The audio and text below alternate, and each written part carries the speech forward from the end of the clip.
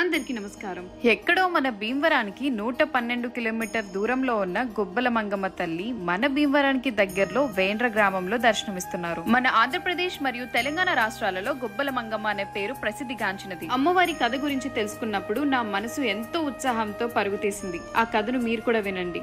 ఒక ముస్లిం అతను వాళ్ళ స్నేహితులతో కలిసి అటవీ ప్రాంతంలో ఉన్న గొబ్బల మంగమ్మ తల్లి గుడికి వెళ్లారు. ఆ ముస్లిం అతనికి మాంసం కొట్టు ఉందంట.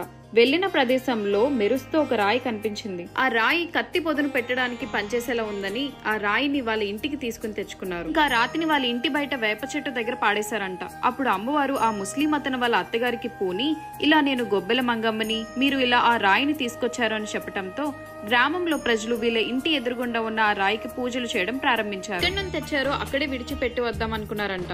మళ్ళీ అమ్మవారు కలలో కనిపించి, గ్రామంలో నేను వెళ్సాను, కాలువగట్ట దగ్గర నన్ను నిలబెట్టండి అని చెప్పారంట. ఫస్ట్ లో ఆ రాతి విగ్రహం చిన్నగా ఉండేదంట.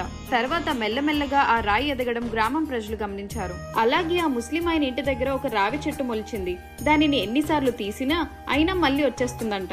ఇంకా అమ్మవారి దగ్గరకు వెళ్లి, మా ఇంటి దగ్గర అంత చెట్టు ఉండే స్థలం లేదు, నీ గుడి దగ్గరే ఆ రొబ్బని పాతేస్తున్నా అని చెప్పగా ఈ టెంపుల్ దగ్గర ఆ రావి చెట్టు ఇప్పుడు మహావృక్షం అయింది. అమ్మవారికి ఏప్రిల్ 10, 11, 12 తారీఖున జాతర అంగరంగ వైభవంగా జరుపుతారంట. ఆ జాతరలో మొదటి పుట్టింటిసారి ఈ ముస్లిం ఆయన దగ్గర నుంచే వెళ్తుంది. అమ్మవారి మహిమలు చెప్పుకోవడానికి చాలా ఉన్నాయి. ప్రతి కథ నా చెవులార వింటున్నప్పుడు గూస్ బంప్స్ వచ్చాయి. మీరు తప్పకుండా వెళ్లి దర్శించుకోండి. Thanks for watching.